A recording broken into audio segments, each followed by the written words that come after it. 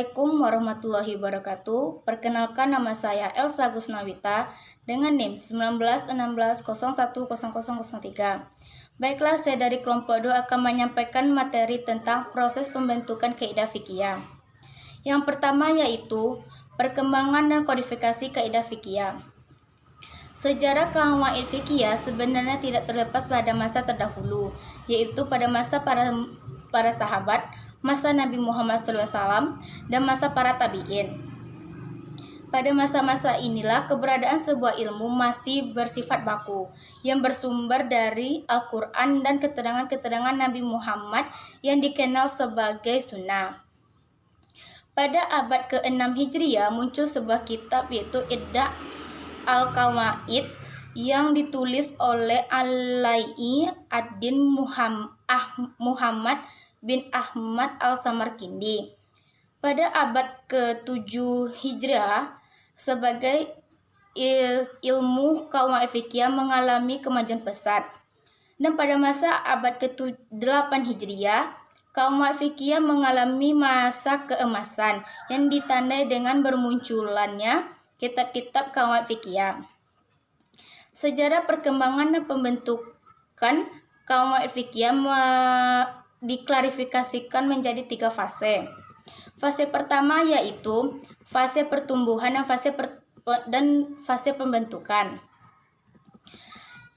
Masa pertumbuhan dan pembentukan berlangsung selama 3 abad lebih, yang terdiri dari 3 fase, yaitu fase pertama berlangsung selama 22 tahun, yaitu pada masa Nabi Muhammad SAW, dan pada zaman tabi'in dan tabi'in yang berlangsung selama 250 tahun.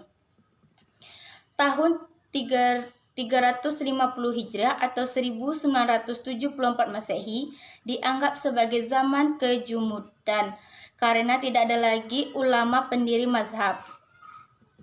Dengan demikian, ketika fikih telah mencapai puncak kejayaan, kaidah fikih baru dibentuk dan ditumbuhkan. Ciri-ciri kaidah fikih yang dominan adalah jawami al-kalim atau kalimat ringkas tapi cangkupan maknanya sangat luas. Fase kedua yaitu fase perkembangan dan kodifikasi. Dalam sejarah hukum Islam, abad ke-6 Hijrah dikenal sebagai zaman taklid. Pada zaman ini sebagian besar ulama melakukan tarjih atau penguatan pendapat ilmu mazhabnya masing-masing. Usaha kodifikasi kaidah fikih bertujuan agar kaidah itu bisa berguna bagi perkembangan ilmu fikih pada masa-masa berikutnya, yaitu pada abad ke-8 Hijrah dikenal sebagai zaman keemasan dalam kodifikasi kaidah fikih. Karena perkembangan dan kodifikasi kaidah fikih begitu pesat, buku-buku fikih terpenting dan termansur abad ini adalah yang pertama yaitu Al-Ashibah wa Al-Nazair karya Ibnu Wakil Al-Syafi'i. Yang kedua adalah kitab Al-Qawaid karya Al-Makari Al-Maliki. Yang keempat yaitu Al-Majmu' Al-Mazhab fi Qawaid Al-Mazhab karya Alai Al-Safi'i. Yang keempat yaitu Qawaid Al-Fiqih karya Ibnu Rajab Al-Hambali. Yang ketiga yaitu fase penyempurnaan dan fase kematangan. Yang pertama yaitu fase kematangan. Dalam sejarah, bahwa ahli fikih yang pertama kali menekuni dan memperluas kaidah sampai kepada furu'nya dan untuk dijadikan kaidah adalah ahli fikih yang berasal dari kalangan mazhab Hanafi, seperti yang dilakukan oleh Imam Muhammad dalam kitab Al-Asal. Pada abad kelima, Abu Zaid Al-Dabusi menambah jumlah kaidah Imam Qarahi. Oleh sebab itu, diperkirakan abad ke-4 Hijriah adalah tahap kedua dari kemunculan dan penulisan kaidah fikih. Hal ini terbukti dengan ditemukannya kitab tentang kaidah pada masa itu, yaitu kitab Taksir Al-Nadlar karya Al-Dabusi. Pada abad ke-6, muncul satu kitab yang ditulis oleh Alauddin Muhammad bin Ahmad Al-Samarkandi yang berjudul Iddah Al-Qaidah. Pada abad ke-7, kaidah fikih mengalami perkembangan yang sangat signifikan walaupun terlalu dini untuk dikatakan terlalu matang. Sehingga pada abad ke-8 dikatakan sebagai abad perkembangan dan kemajuan dari kaidah fikih. Karena pada abad ini banyak ditulis kaidah-kaidah fikih. Salah satu contohnya yaitu kitab Al-Ashibah, yaitu karya dari Ibnu Asy-Syafi'i. Yang kedua yaitu masa penyempurnaan. Setelah melewati masa pertumbuhan, perkembangan, dan kodifikasi, akhirnya tibalah pada masa penyempurnaan. Penyempurnaan kaidah fikih yang dilakukan oleh pengikut dan pendukungnya. Periode ini ditandai dengan munculnya kitab majalah Al-Hakam, Al-Adawiyah, melalui pengumpulan dan penyelesaian kitab-kitab fikih yang kemudian dibukukan dan dijadikan sumber acuan dalam beberapa mahkamah pemerintahan Sultan Al-Ghazi Abdul Utsmani pada akhir abad ke-13 Hijriah. Pengkodifikasian kawaid fikih mencapai puncaknya ketika disusun majalah Al-Hakam Al-Adiyah oleh Komite Fuqaha. Kitab majalah Al-Hakam Al-Adawiyah inilah yang menyebabkan kaidah fikih semakin tersebar luas dan mendapatkan posisi yang sangat penting dalam menetapkan hukum fikih. Kitab majalah Al-Hakam Al-Adawiyah inilah yang menyebabkan kaidah fikih semakin tersebar luas dan mendapatkan posisi yang sangat penting dalam proses penetapan hukum fikih. Selanjutnya yaitu metodologi penulisan dalam kaidah fikih. Metodologi ulama yang digunakan untuk melakukan penyusunan kaidah fikih tidak hanya berdasarkan satu metodologi saja. Terdapat banyak bermacam-macam metodologi yang digunakan, yaitu yang pertama, penyusunan dilakukan dengan huruf hijaiyah. Yang kedua, penyusunan sesuai dengan subjek yang dibahas. Yang ketiga, penyusunan sesuai dengan bab fikih. Yang keempat, mengumpulkan kaidah-kaidah fikih tidak secara berurut. Metodologi ulama dalam hubungan antara kaidah fikih dengan ilmu yang lain. Yang pertama, mengumpulkan kaidah fikih dengan kaidah-kaidah lainnya. Yang kedua, mengumpulkan kaidah fikih dengan subjek pembahasan fikih lainnya. Itulah metode penulisan fikih yang dilakukan oleh para ulama. Assalamualaikum warahmatullahi wabarakatuh. Nama saya Tania Eka Putri dengan NIM 1916010006. Baiklah, di sini saya akan melanjutkan penjelasan dari rekan saya, yaitu bagian C, kitab-kitab kaidah fikih yang penting. Di sini saya akan menjelaskan kitab-kitab kaidah fikih yang penting dari 4 kalangan mazhab. Yang pertama ada dari kalangan mazhab Hanafi. Kitab yang pertama yaitu kitab Al-Karki karya Ubaidullah Ibnu Hasan Al-Karki pada tahun 260 sampai 340 Hijriah. Yang kedua ada kitab Taksis Al-Naz karya Al-Qadi Ubaidullah Ibnu Umar Ad-Dabusi pada tahun 430 Hijriah. Yang ketiga ada kitab Al-Ashbah wa Al-Nazair oleh Zainuddin Ibnu Ibrahim Ibnu Nujaim pada tahun 930 Hijriah. Yang kedua ada dari kalangan mazhab Maliki. Kitab yang pertama yaitu kitab Al-Qawaid oleh Muhammad Ibnu Muhammad Ahmad Al-Muqlari pada tahun 758 Hijriah. Yang kedua ada kitab Lidda Al-Masalik ila Qawaid Al-Imam Malik hasil karya Ahmad Ibnu Yahya bin Muhammad At-Tilmisani Al-Winsharinsi pada tahun 914 Hijriah.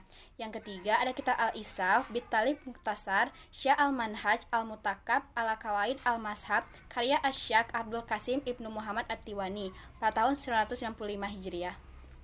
Yang ketiga ada dari kalangan mazhab Syafi'i.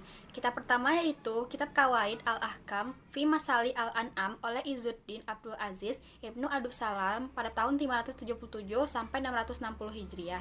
Yang kedua ada kitab Al-Ashbah wan Nazair karya Sadraddin Abi Abdullah Ibnu Mahil Ibnu Wakil Al-Syafi'i pada tahun 761 Hijriah.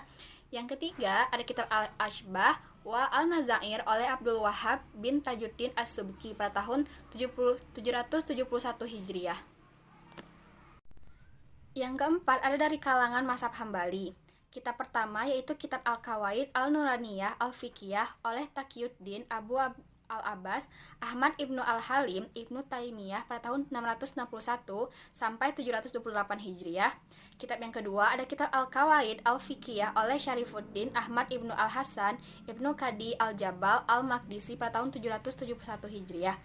Yang ketiga ada kitab Takril Al-Qawaid wa Tahril Al-Fawaid karya Abdurrahman Shihab Ibnu Ahmad Ibnu Abi Rajab Al-Hanbali pada tahun 795 Hijriah. Baiklah, penjelasan selanjutnya yang akan dilanjutkan oleh rekan saya. Terima kasih. Wassalamualaikum warahmatullahi wabarakatuh. Bismillahirrahmanirrahim. Assalamualaikum warahmatullahi wabarakatuh. Saya Bulan Hadi, NIM 1916010005 akan melanjutkan materi yang telah disampaikan oleh rekan saya sebelumnya.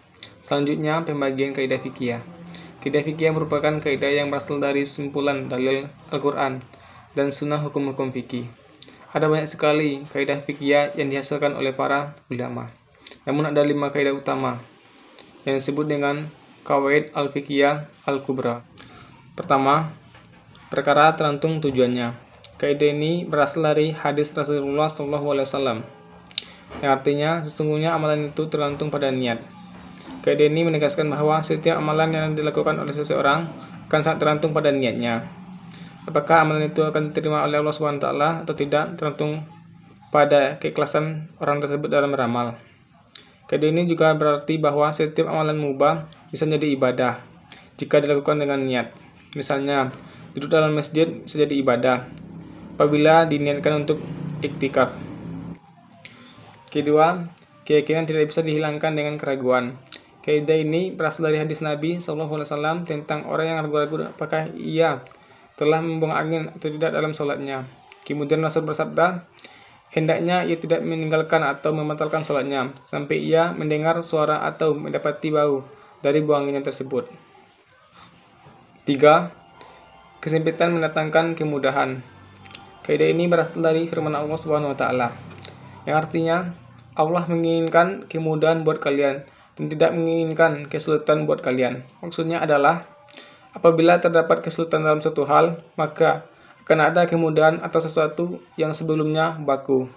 Dengan kaidah ini, maka hadirlah berbagai macam ruqyah atau keringanan dalam beribadah apabila seorang muslim mengalami kesulitan. Selanjutnya yang keempat, kemudaratan hendaknya dihilangkan. Kaidah keempat ini hadir dari observasi ulama terhadap hadis Rasulullah SAW yang artinya janganlah memberikan mudarat kepada orang lain dan juga diri kalian sendiri. Dengan adanya dalil ini, maka seseorang diperbolehkan melakukan sesuatu yang sebelumnya dilarang untuk menghindari kemudaratan yang lebih berbahaya. Misalnya saja, orang yang sedang berada dalam keadaan lapar yang sangat lapar diizinkan memakan makanan yang haram untuk menghilangkan rasa lapar tersebut, dengan catatan tidak ada makan lagi selain makanan haram tersebut. Dan yang terakhir, yang kelima, adat atau kebiasaan bisa menjadi landasan hukum. Kaidah ini berasal dari hadis Nabi SAW, yang artinya apa yang kaum muslimin menganggapnya baik, maka ia di sisi Allah juga baik. Islam sangat menghargai budaya atau adat yang dianggap baik. Demikianlah materi yang dapat saya sampaikan. Kalau ada salah janggal, saya mohon maaf. Fastabiqul khairat, berlomba-lomba dalam kebaikan. Assalamualaikum warahmatullahi wabarakatuh.